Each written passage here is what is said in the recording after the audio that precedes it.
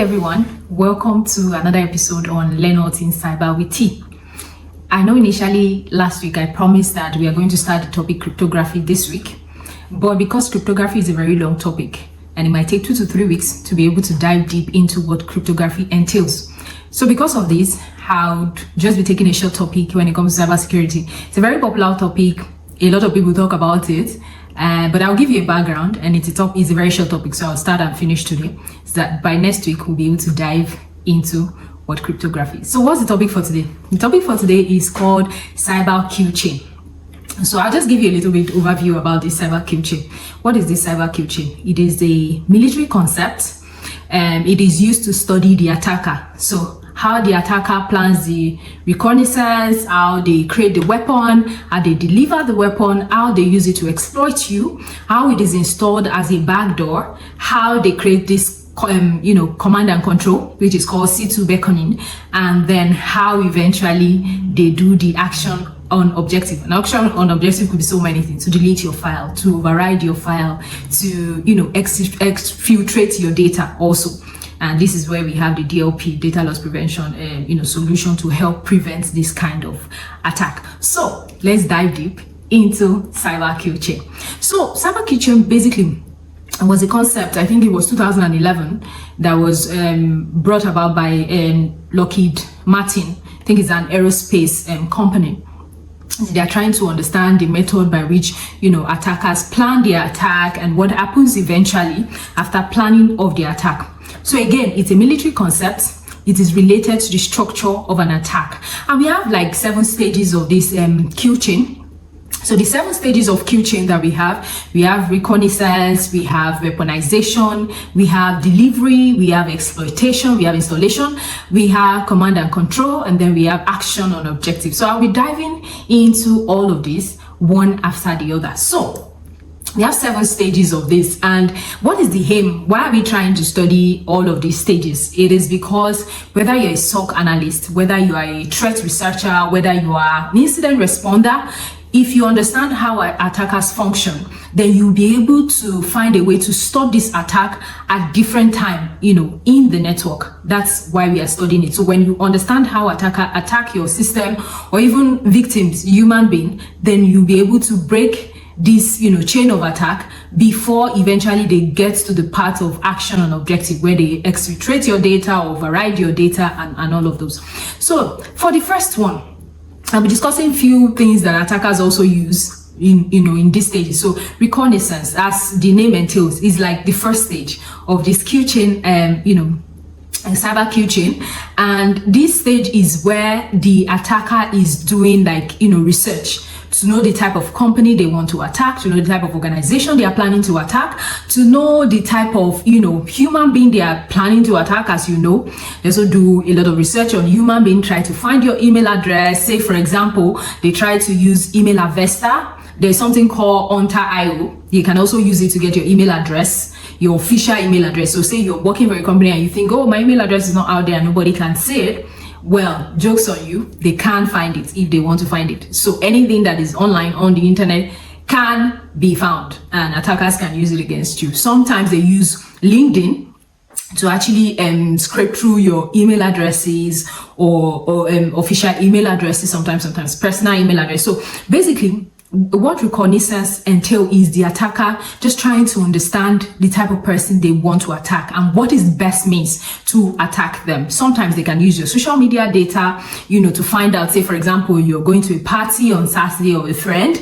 They can use this type of information to reach out to you, and they'll be able to get, whatever they need from you, sensitive data, personal data. Now, the second stage of the cyber kill chain is the weaponization. Now, once they understand the type of human being that you are, say for example, they know the place of work that you work, or they know the place where you work. If it's an organization, they know the type of business you are doing. They know the type of merger you just achieved, which is easy. I mean, it's all over the internet. They know the type of company you're planning to buy. They know the type of employees that you have thanks to LinkedIn. So the weaponization is a stage where the attacker is really sitting down and trying to understand what type of tool they can, use whether to deliver a malware to your email, whether to deliver a payload, whether to have an exploit to exploit a vulnerability that they've discovered when they were researching your company. So maybe you have a software that is outdated, and while the attacker is conducting reconnaissance, they are able to see that there is a vulnerability in one of your systems, and they'll be able to exploit these vulnerabilities. So that's where weaponization comes in. Now, delivery is like the third part. So how then can we deliver, whatever we want to deliver, whether a malware, what can we use to deliver it? You can use phishing email. I've discussed what phishing email is in the past. It's a type of, social engineering where they tricking human brain, using psychology to trick you to click on a link to open an attachment. They can use a phishing email. Say, for example, let's go back to the first stage, Reconnaissance, where they are able to get your official email, through LinkedIn. And then weaponization, they are thinking, okay, what tool can we use? Since this person works with an organization, or maybe a manufacturing organization or a food company, they can okay, let's send them a message that, so type of manufacturing company is also interested in their company and all of those.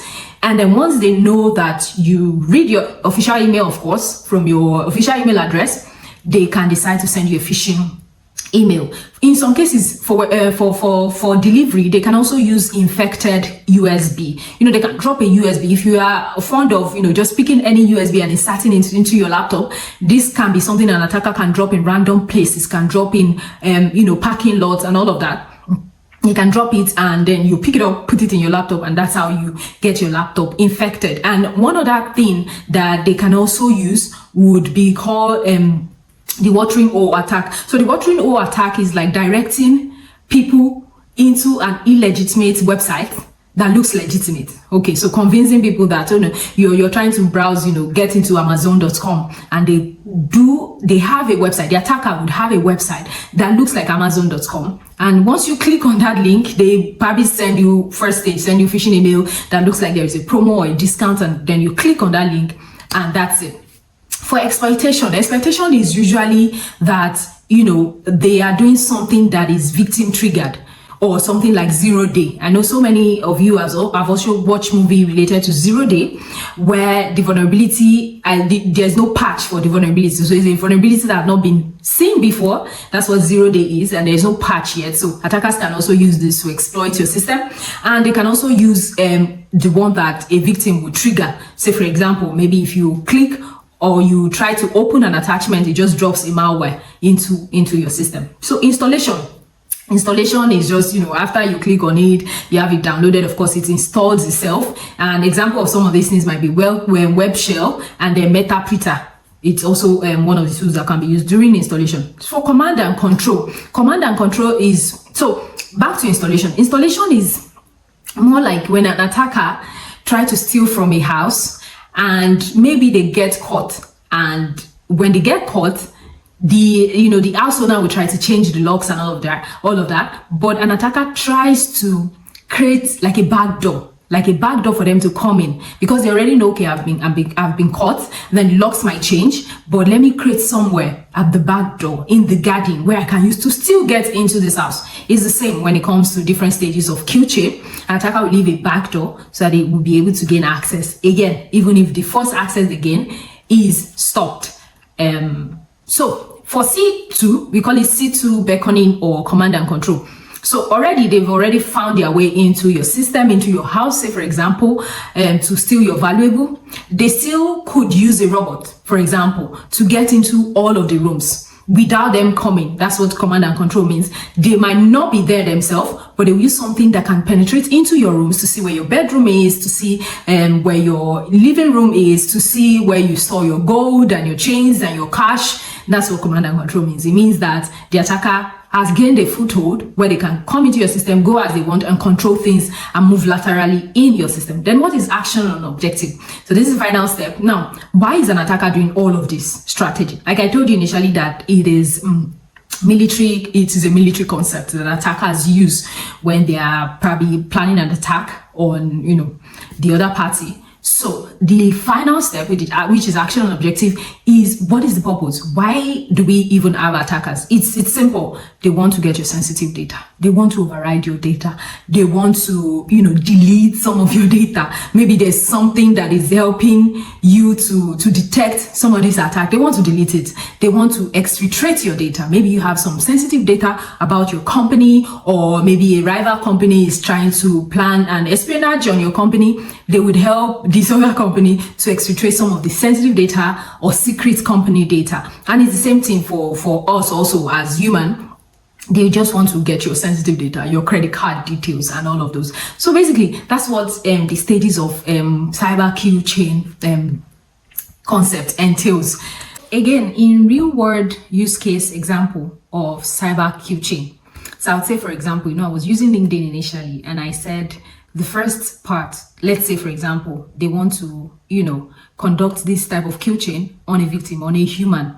So the first thing they will do is scanning through your LinkedIn to learn what is your role, using something like whois.com, to find your domain details, from the company you work for and all of those.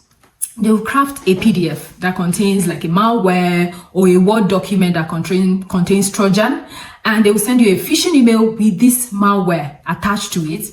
They send you a phishing email, and then once you open the phishing file, the malware exploits maybe a software vulnerability that you have.